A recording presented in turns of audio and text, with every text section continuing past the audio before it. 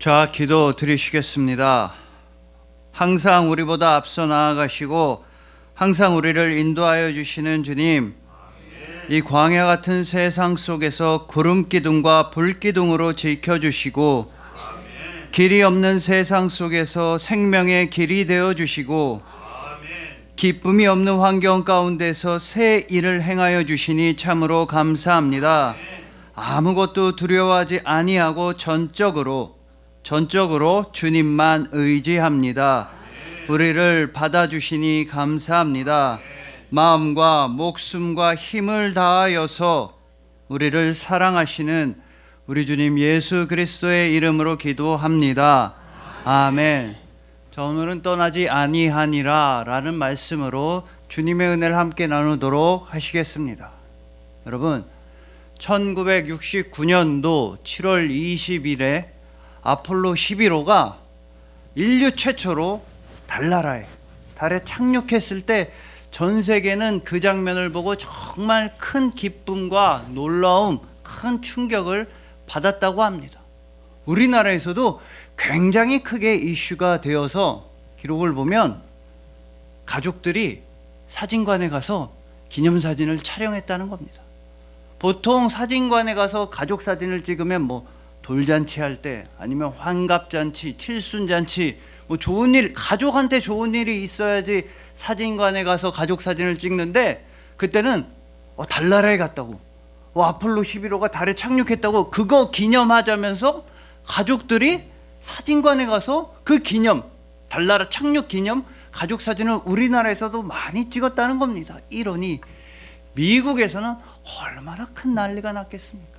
특히나 그 우주 탐사선 안에 타고 있었던 3명의 우주 비행사는 굉장히 큰 주목을 받았습니다. 일단 닐 암스트롱, 달에 처음으로 발자국을 찍은 그 사람, 너무나 유명해서 따로 설명이 없고, 두 번째 사람은 버즈 올드린. 토이스토리라는 영화를 보시면 버즈라는 캐릭터가 나오는데 바로 이 버즈 올드린을 모델로 해서 만든 캐릭터입니다. 문제는 세 번째 사람, 마이클 콜린스입니다. 이 사람이 정말 안타까운 건, 이 사람은 달나라까지 가서 달에 착륙해보지 못했기 때문입니다. 거기 멀리까지 우주선을 타고 달에까지 갔는데 이 마이클 콜린스 세 번째 사람은 달에 착륙해보질 못했습니다. 임무가 있어서 탐사선을 지키고 있어야 했던 겁니다. 여러분, 우리가 달나라가 아니라 해운대나 설악산만 가도 가족들이 놀러 갔는데, 야, 한 명은 짐 지키고 있어야 되니까 너 차에서 내리지 마, 그런 얘기 들으면 얼마나 서운하겠습니까? 근데 이 마이클 콜린스는 달나라까지 갔는데도 내려보지도 못한 겁니다. 다른 2명, 닐 암스트롱, 버즈 올드린은 내려서 그 유명한 사진, 미국 성조기를 달에 꽂고 기념사진도 찍고 당시 닉슨 대통령이랑 무전교신도 하고 이럴 때 이 사람은 내려보지도 못해서 임무가 있어서, 더군다나 임무가 뭐였느냐, 달 뒤편으로 우주 유영을, 우주 탐사선을 타고 하는 거였습니다. 이 달 뒤편은 지구에서 망원경으로 보면 보이지도 않는 데가 달 뒤편인데, 그 달 뒤편을 우주선 타고 떠돌아다녀야 했으며, 그 중에서도 무려 48분 동안은 지구에 있는 나사, 미 항공우주국이랑 교신마저 끊긴 채 정말 말 그대로 우주에서 나홀로 둥둥 떠다녀야 했다는 겁니다. 그래서 미국 언론은 당시에 이 마이클 콜린스한테 별명을 붙여줬습니다.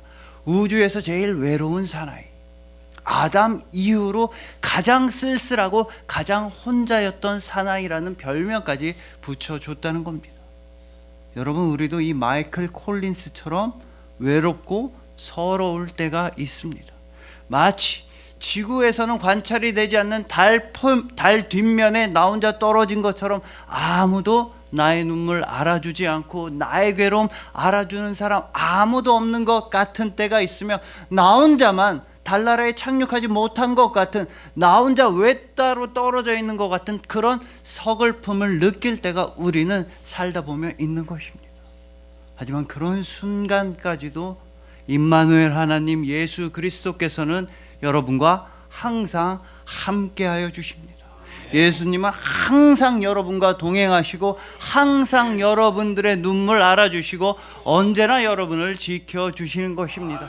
마치 아무리 달의 뒷표면이 지구에서 보이지 않는다 할지라도 그 달이 지구의 중력에서 벗어날 수 없는 것처럼, 달이 지구에서 완전히 멀어질 수 없는 것처럼, 여러분들은 우리 주님 예수 그리스도의 은혜에서 절대로 벗어날 수가 없으며, 우리가 지금 이 순간에 마이클 콜린스의 이름과 행적을 기억하고 기념하는 것처럼 여러분들은 항상 예수님의 마음속에 생각되고 있으며 기억되고 있으며 항상 은혜를 받고 있다는 것입니다. 바로 오늘 본문에서도 하나님께서는 이스라엘 백성들보다 항상 앞서 나아가시고 항상 모든 길을 인도하시고 그들을 지켜주셨습니다. 특히나 낮에는 구름 기둥으로, 밤에는 불 기둥으로 그들을 지켜주셨던 것입니다. 여러분들도 그 동일한 지켜주심과 보호하심을 받고 있습니다.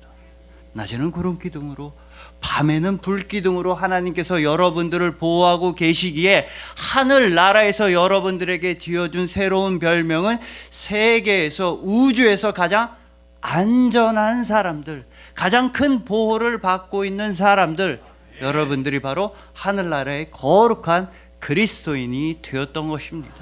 그래서 오늘은 오늘 본문 말씀을 통해서 더 이상 세상에 편안하고 안락하고 죄악된 그런 넓은 길로 나아가는 것이 아니라 오로지 좁고도 험한 그 생명의 길로만, 바로 십자가의 길로만 직진하는 그런 우리 모두가 되기를 소망해 봅니다.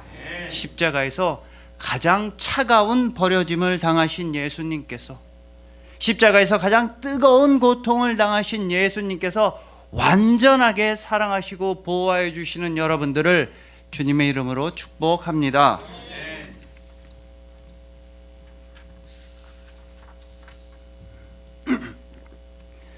자, 먼저 오늘 본문 17절을 보시면 이스라엘 백성들은 굉장히 큰 변화와 새로운 여정을 시작하고 있었습니다.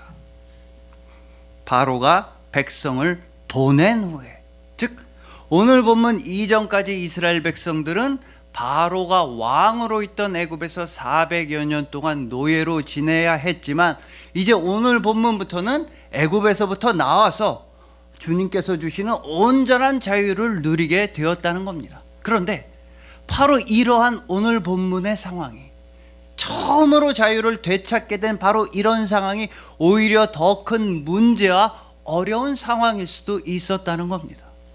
여러분 생각해 보십시오. 물론 노예로 400여 년 지내는 거, 종살이 정말 고되고 힘들고 고통스러운 일입니다. 너무너무 무지무지하게 힘들었을 겁니다.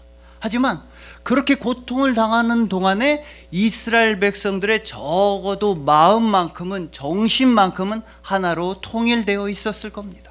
아, 이제 애굽이 싫다, 자유를 얻고 싶다, 독립하고 싶다, 해방되고 싶다, 이 지긋지긋한 노예 생활 싫다, 이렇게 이스라엘 백성들의 마음만큼은 일치단결돼서 으쌰으쌰 한 마음으로 모아져 있었을 겁니다. 거기다 더해서 노예 생활 정말 힘들지만 그래도 노예는 시키는 대로만 하면 됩니다. 벽돌 만들어라, 그럼 벽돌 만들면 되고, 힘들지만 벽돌 쌓아라, 그럼 벽돌을 쌓기만 하면 됩니다. 즉 노예는 생각이란 걸 할 필요가 없다, 결단이란 걸 할 필요가 없다, 결정을 내릴 필요도 없고 책임을 질 필요도 없다. 가장 어려운 인간의 활동 중에 결정, 책임 이런 거에서부터는 벗어나 있는 게 노예였다는 겁니다. 하지만 드디어 오늘 본문에서 이스라엘 백성들은 자유를 찾게 되었습니다. 물론 엄청 큰 기쁨이고 정말 감사한 선물이었겠지만 동시에 너무나도 큰 숙제이자 너무나도 큰 도전이었을 거라는 겁니다. 이제 무엇을 하고 살아야 하나?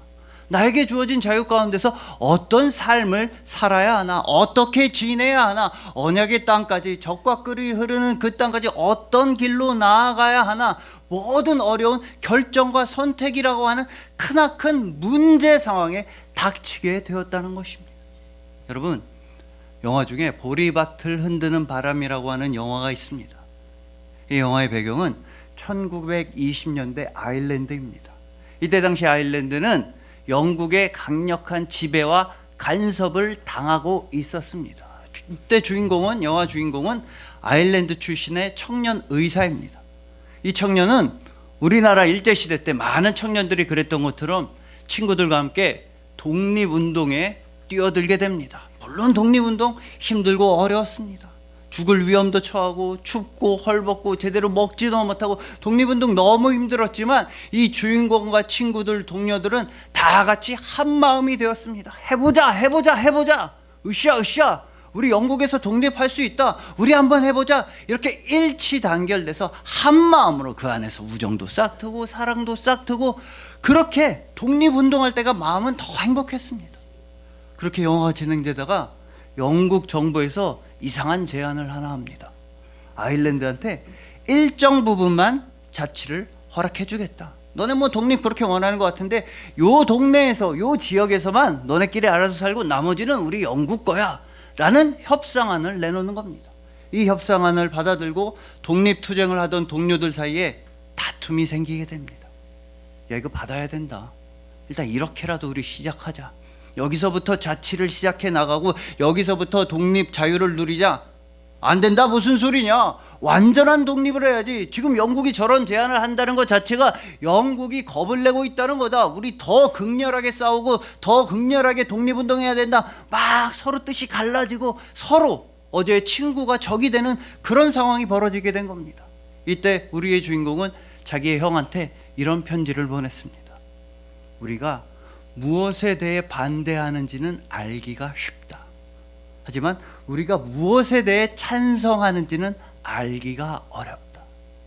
이 말의 의미는 이 영화에 국한돼서만 생각해 보자면 영국으로부터 독립해야 된다. 으쌰 우리나라 독립해야 된다 라는 데는 대부분 다 일치가 되지만 독립된 이후의 삶을 어떻게 살아나가야 하는지, 나라를 어떻게 꾸려나가야지에 대해서는 합의하기가 어렵다. 서로 마음 맞추기가 어렵다. 자유를 온전히 누리는 건 참 힘든 일이다 라는 의미였던 것입니다. 마찬가지로 오늘 본문의 이스라엘 백성들 살면서 최초로 처음으로 자유라는 선물을 허락받았지만 오히려 더 크나큰 숙제로 다가왔을 것입니다. 그전까지는 벽돌만 만들면 됐는데 이제 과연 무엇을 하면서 살아야 하나, 어떤 인생을 꾸려나가야 하나, 어떤 길로 가야지만 젖과 꿀이 흐르는 그 언약의 땅으로 가아갈 수 있을까. 오히려 자유가 더 큰 숙제로 다가왔을 것입니다. 그래서 하나님께서 말씀하여 주십니다. 그래서 하나님께서 그들을 인도하여 주십니다. 이제 최초로 자유를 되찾게 된 그들에게 하나님께서는 나아갈 길을 알려주시는데 우선은 속어법으로, 즉 절대로 가서는 안 되는 두 가지 길이 있다고 먼저 알려주시니 바로 오늘 본문 17절입니다. 바로가 백성을 보낸 후에 블레셋 사람의 땅의 길은 가까울지라도 하나님이 그들을 그 길로 인도하지 아니하셨으니 이는 하나님이 말씀하시기를 이 백성이 전쟁을 하게 되면 마음을 돌이켜 애굽으로 돌아갈까 하셨음이라. 보십시오. 하나님께서 절대로 자유민인 너희가 가서는 안 되는 두 가지 길이 있는데 그 중에 첫째는 블레셋 사람의 땅의 길이라고 하십니다. 여러분, 이 길은 가나안 땅으로 가는 지름길입니다. 애굽에서부터 동북쪽 방향으로 해서 지중해를 따라서 올라가는 길인데 이 길로 가면 젖과 꿀이 흐르는 땅까지 몇십일 안 걸리면 도착할 수 있는 정말 빠른 직진 지름길이었던 겁니다. 그러나 하나님 이 길 안 된다고 하십니다. 400여 년 동안 노예였던 이스라엘 백성들은 전쟁을 감당할 수 없으니 이 길로 가서는 안 된다고 하십니다. 그리고 이 길보다 더 가서는 안 되는 두 번째 길이 바로 마음을 돌이켜서 애굽으로 돌아가는 길이었습니다. 다시 종이 되는 길 절대 안 된다. 다시 노예가 되는 길 절대 안 된다고 말씀하신 것입니다. 왜냐하면 하나님의 은혜 이전으로 돌아가는 길이었기 때문에, 하나님의 도우심 이전으로 돌아가는 길, 하나님의 손길 이전으로 돌아가는 길, 다시 애굽의 노예가 되는 길은 절대로 안 된다고 말씀하신 것입니다. 즉 정리해보자면 하나님께서는 자유를 찾은 이스라엘 백성들이 가선 안 되는 두 가지 길을 말씀하셨는데 첫 번째 길은 블레셋 사람의 땅의 길, 지름길이었습니다. 왜냐하면 그 길은 하나님보다 앞서 나아가는 길이었기 때문에 안 된다고 하신 것입니다. 또한 절대로 가서는 안 되는 두 번째 길은 다시 애굽으로 돌아가는 길, 다시 노예가 되는 길, 즉 하나님보다 뒤처지는 길, 하나님보다 뒤로 가는 길은 절대로 안 된다. 하나님보다 앞서 나아가서도 안 되고 하나님보다 뒤처져서도 안 되고 언제나 하나님과 동행해야만 한다고 알려주셨던 것입니다. 그러나 안타깝지만 우리는 때로는 이 두 가지 길로 너무 많이 나아갑니다. 하나님보다 앞서 나아가서 하나님, 왜 내 기도에는 응답하지 않으시는 겁니까? 나 열심히 기도했는데, 나 열심히 교회 다녔는데 왜 내가 원하는 것을 이뤄주지 않으십니까? 이렇게 하나님의 때를 기다리지 못하고 하나님보다 앞서 나아갈 때가 있으며 하나님보다 뒤처질 때, 오늘만 날인가? 오늘만 예배인가? 오늘만 내가 기도해야 되나? 이렇게 하나님보다 뒤처질 때가 있는 것입니다. 그렇기 때문에 예수님께서는 어떤 길로 가라고 말씀하셨느냐? 좁고도 험한 길로 나아가라고 하셨던 것입니다. 좁기 때문이 아닙니다. 험하기 때문이 아닙니다. 여러분들을 괴롭히기 위해서가 절대 아닙니다. 좁고도 험하지만 그 길만이 생명의 길이기 때문에, 바로 그 길만이 십자가의 길이기 때문에 십자가의 길로 나아가라고 예수님은 말씀하여 주셨습니다. 그리고 여러분들이 마음과 목숨과 힘을 다하여 그 십자가의 길로만 나아갈 때 그 길 끝에서 반드시 예수님께서 여러분들을 두 팔 벌려 안아주실 것입니다. 두 팔 벌려 십자가에 못 박혀 돌아가신 예수님께서는 십자가의 길 끝에서 넘쳐나는 부활 소망으로서 여러분들을 두 팔 벌려 영원토록 안아주시는 여러분들의 주님이신 것입니다. 그러니 부디 이제 더 이상은 세상으로 빨리 나아가려고 하는 내 생각의 지름길도 아니고, 세상으로 되돌아가려고 하는 뒤로 후진하는 길도 아니고, 오직 십자가의 길로만 나아가시길 소망합니다. 십자가의 길로 나아가야지만 부활 생명으로 나올 수 있다는 것을 기억하시길 소망하는 것입니다.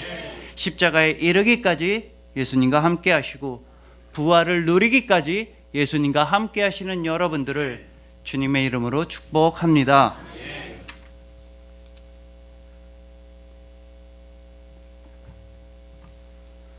저 다음으로 하나님께서는 블레셋 사람의 땅의 길, 하나님보다 앞서 나가는 길도 안 되고 하나님보다 뒤로 돌아가는 길, 애굽으로 가는 길도 안 된다고 하시면서 제3의 길, 딱 요 길로만 나아가라고 본문 18절에서 말씀하십니다. 그러므로 하나님이 홍해의 광야길로 돌려 백성을 인도하시며, 하나님께서는 광야길로 가라고, 광야로 가라고 말씀하셨던 것입니다. 하필이면 세 가지 길 중에 제일 안 좋은 길, 제일 험하고 척박하고 고생스러운 길, 먹을 것도 없고 마실 물도 없고 낮에는 너무나 뜨겁고 밤에는 너무나 추운 제일 안 좋은 광야길로 가라고 말씀하시는 것입니다. 왜냐하면 하나님께서 함께 하여 주시기 위함이었습니다. 낮에는 너무나 더우니까 구름 기둥으로 함께 해주시려고, 밤에는 너무나 추우니까 불 기둥으로 함께 하여 주시기 위함이었습니다.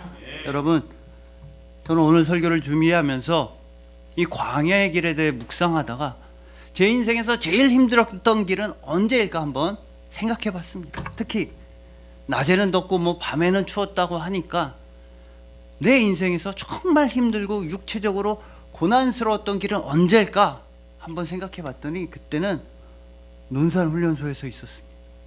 논산훈련소에서 영점 사격장에 갔다가 막사로 돌아오는 그 길, 밤에 하는 야간 행군 이런 게 힘든 게 아니라 영점 사격장에 갔다가 훈련받고 막사로 되돌아오는 그 길이 육체적으로 너무나 힘들었던 기억이 있습니다.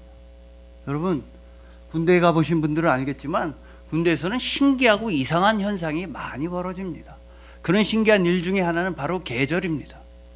원래 대한민국은 봄, 여름, 가을, 겨울 4계절이 뚜렷해서 살기 좋고 복받은 나라라고 하는데, 신기하게도 군대는 계절이 2개밖에 없습니다. 군대는 4계절이 아니라 여름하고 겨울, 계절이 딱 2개밖에 없습니다. 엄청 춥거나 엄청 덥거나 밖에 없습니다. 따뜻하거나 선선한 날씨가 없습니다. 제가 입대했을 때 논산훈련소 갔을 때가 4월인가 5월이었는데 그때 사회에서는 이제 따뜻하고 살랑살랑한 봄바람 불고 살기 제일 좋은 때였습니다. 근데 딱 논산훈련소 들어가니까 첫날 너무 추운 겁니다. 여기만 겨울, 논산만 겨울. 왜 논산은 따뜻한 인천보다 따뜻한 동네여야 되는데 너무 추웠습니다. 근데 진짜 신기한 게 한 2주 지나고 사격훈련 받을 때 되니까 너무 더운 겁니다. 2주 만에 겨울에서 여름이 됐습니다. 그래서 사격훈련 받고 막사로 돌아오는 길이 너무 힘들었던, 너무 그렇게 더울 수가 없습니다. 그렇게 땀이 많이 나고 살면서 제일 목말랐던 길이었습니다. 물론 사격장 뭐 출발할 때 수통에 물 다 수통에 물은 충만한가 막 물어보면 수통에 물 가득 채워서 가지만 다 먹어버리고 땀은 나는데 너무 더운 겁니다. 근데 그렇게 더운데 논산이라서 그런지 돌아오는 길 양쪽 옆에 막 딸기밭이 보이는 겁니다. 근데 드는 생각이 뭐에 홀렸는지 나는 저 딸기 먹어야 산다. 나는 저 딸기 먹어야겠다. 그러니까 행렬을 이탈해서 딸기 먹을 생각밖에 없는 겁니다. 아, 이거 벗어나면 탈영인데, 탈영하면 큰일 나는데 조교가 총 쏘는 거 아니야? 꼼짝 마서 총을 쏴도 이거는 총을 맞아도 먹어야 된다. 총을 피할 수 있을 것 같은데 별 이상한 생각이 다 드는 겁니다. 그래서 저도 모르게 딸기밭으로 막 가고 싶은데 아마 하나님이 붙잡아 주셨기에 탈영을 하지 않고 이 자리에 서 있는 것 같습니다. 그날 제가 느낀 건 이거였습니다. 아, 나 되게 연약하구나. 그게 좀 덥다고, 그게 좀 목마르다고, 그게 좀 땀 좀 난다고. 그 막 타령을 해서 딸기를 먹고 총알을 피할 생각을 하다니 나 참 한심하다, 정말 부족하다, 이런 생각을 했었습니다. 여러분, 논산도 그런데 광야의 이스라엘 백성들은 어떠했겠습니까? 모르긴 몰라도 이스라엘 백성들은 하나님의 말씀에 따라 광야에 들어선 첫날, 마치 제가 논산훈련소 첫날에 느낀 것처럼 광야에 들어선 첫날 첫 순간에 이스라엘 백성들은 확실하게 하나를 깨달았을 겁니다. 아, 우리 죽는구나. 우린 살 수가 없다. 이 광야에서는 우리는 살아남을 수가 없다. 이렇게 낮에는 덥고 밤에 우리는 죽을 수밖에 없다를 깨달았을 겁니다. 동시에 그들은 한 가지 진리를 더 깨달았을 겁니다. 우리 살겠다. 우리 살아남겠다. 하나님이 우리와 동행하여 주신다. 낮에는 구름 기둥으로 선선하게 지켜주시고 밤에는 불 기둥으로 따뜻하게 보여주신다. 이 광야, 도저히 우리로서는 살아남을 수 없는 광야지만 하나님이 함께 하여 주신다면 우리는 승리할 수 있다는 확신을 얻었을 것입니다. 그렇기 때문에 이 광야의 시간은 단순한 고난과 핍박의 시간이 아니라 모든 것을 다 내려놓고, 내가 자랑하고 내가 의지하고 내가 뽐내던 모든 것 다 내려놓고 전적으로 하나님께만 의지하고 전적으로 하나님께만 순종하고 전적으로 하나님께만 헌신하는 시간, 더 정확히는 하나님이 베풀어 주시는 은혜의 시간이었다는 겁니다. 오직 하나님만이 우리의 참된 도움이시기 때문입니다. 그래서 여러분들도 이제는 도움을 받으셔야 합니다. 이 광야 같은 세상에서 살아남으시느라, 견디시느라 여러분 얼마나 힘드셨습니까? 가족들을 먹여 살리기 위해, 식구들을, 사랑하는 사람들 지키기 위해 얼마나 고생을 많이 하셨습니까?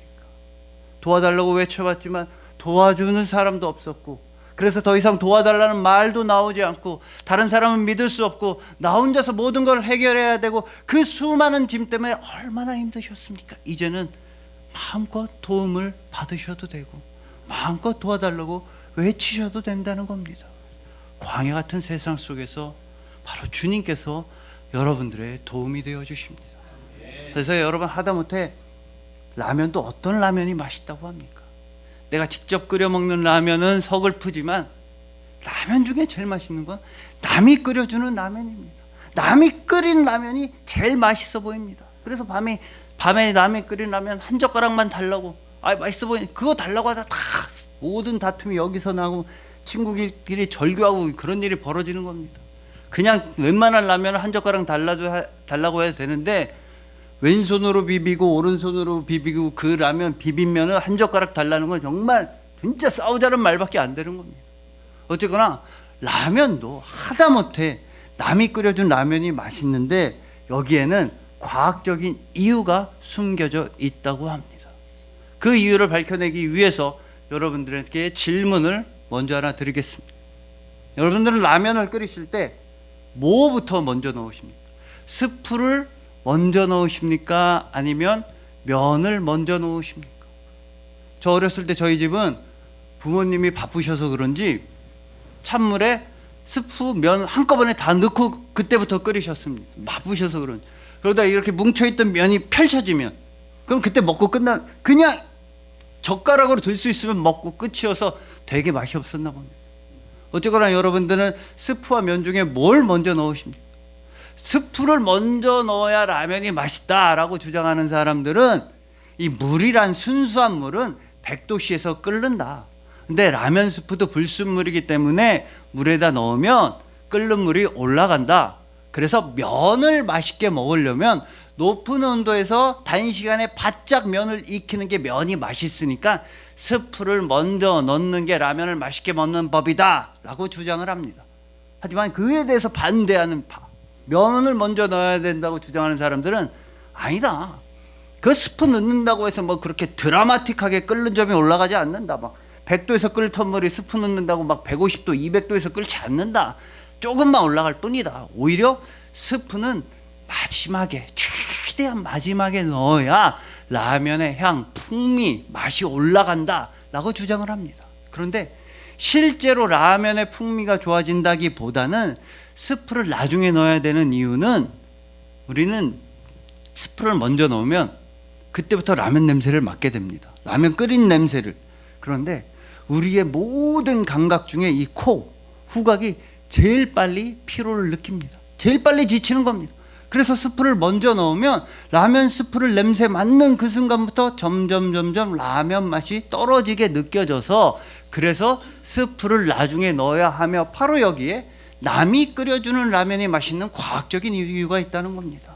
왜냐하면 내가 내 라면을 끓일 때는 시작부터 내가 라면 냄새를 맡고 있어서 라면이 나중에 질리게 느껴집니다. 하지만 남이 끓여줄 때 나는 그냥 방에 있는데 누가 끓여서 방에 딱 갖다 주면 그때부터 먹기 직전에 냄새를 처음 맡게 되기 때문에 라면 맛이 훨씬 더 좋게 느껴진다.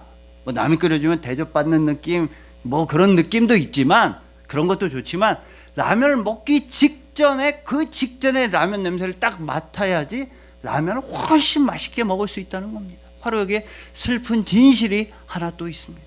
그래서 예전에 어머님들이, 할머님들이 부엌에서 일을 많이 하신 분들이 얘야 나는 영 입맛이 없다. 너네나 많이 먹어라. 이렇게 되는 겁니다. 전을 몇 시간 부치고 김치찌개를 끓이고 그러다 보면은 냄새를 많이 맡아서 질리게 돼서 원래대로 하면 음식을 만드느라 제일 수고하고 애쓰신 그분들이 제일 맛있게 많이 드셔야 정상인데 우리의 어머니들은 수고는 수고대로 하고 음식은 제일 맛없게 드시는 그런 슬픈 일이 벌어졌다는 것입니다. 여러분 이처럼 하물며 라면이라고 해도 남이 끓여줘야 훨씬 더 맛있다고 한다면 남도 아니고 사람도 아니고 하나님께서 여러분들을 도와주실 때에는 하나님께서 여러분들의 삶을 주관하시고 인도하실 때는 과연 어떤 일이 벌어지겠습니까? 그때는 이런 일이 벌어진다고 본문 21절은 말씀합니다. 여호와께서 그들 앞에서 가시며 하나님께서 이스라엘 백성들보다 앞서 나아가셨습니다. 그 험난하고 힘들 광야길 하나님께서 먼저 나아가시니 하나님만 따라가면 되었던 것입니다. 그러면 살 수가 있었던 것이며 언약의 땅에 도착할 수가 있었던 것이며 특히나 하나님께서는 낮에는 구름 기둥으로 지켜주시고 밤에는 불 기둥으로 지켜주셨던 것입니다. 여러분 하나님께서 낮에는 구름 기둥으로 여러분을 지켜주시고 밤에는 불 기둥으로 여러분들을 지켜주신다는 말씀의 의미는 다른 뜻이 아닙니다. 너무나 간단합니다. 하나님께서는 여러분들을 낮에도 지켜주시고 밤에도 지켜주신다는 뜻입니다. 낮이나 밤이나 단 1초도 쉬지도 아니하시고 졸지도 아니하시고 하나님께서는 계속 항상 여러분들을 지켜주시는 것입니다. 그러기 위해서 여러분들이 1초도 쉬지 않고 도움을 받기 위해서 우리 주님 예수 그리스도께서 십자가에서 돌아가셨던 것입니다. 여러분들을 선선한 구름 기둥으로 지켜주시려고 예수님께서는 가장 차가운 버려짐을 십자가에서 당하셨습니다. 모든 사람들이 예수님을 욕하고 비난했으며, 그렇게나 예수님 사랑합니다, 믿고 따른다고 하는 모든 제자들이 십자가 위에 예수님을 가장 차갑게 배신했던 것입니다. 또한 여러분들을 따뜻한 불기둥으로 지켜주시기 위해 예수님께서는 그 불보다도 더 뜨거운 고통을, 그 육신이 다 찢어지는 고통을 십자가에서 겪으셨던 것입니다. 그렇게 차갑게 버려주시고 뜨겁게 고통을 십자가에서 받으심으로써 예수님은 여러분들에게 영원한 부활 소망이 되어주셨던 것입니다.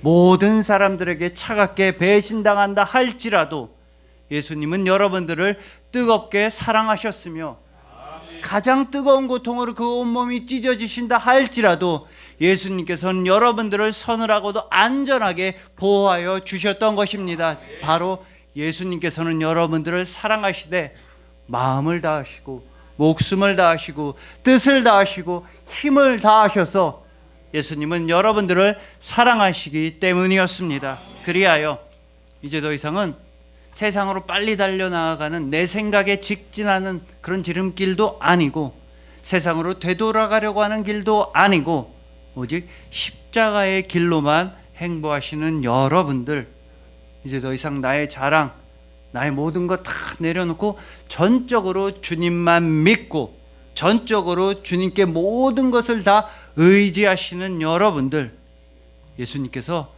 가장 차가운 버려짐을 당하시면서도 사랑하시고 가장 뜨거운 고통을 당하시면서도 사랑하시는 예수님의 영원한 사랑이신 여러분들을 진심으로 사랑하고 축복합니다.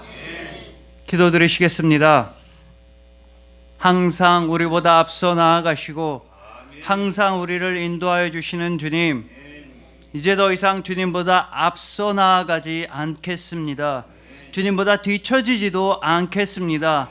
항상 주님과 동행하도록 구름기둥과 불기둥으로 인도하여 주시고 낮이나 밤이나 어제나 오늘이나 영원토록 함께하여 주시니 감사합니다. 길이 보이지 않는 세상 가운데서 길이 되어 주시니 감사합니다. 이전까지 의지하던 모든 것들 내려놓고 이전까지 자랑하던 모든 것들 버려두고 주님만 의지합니다.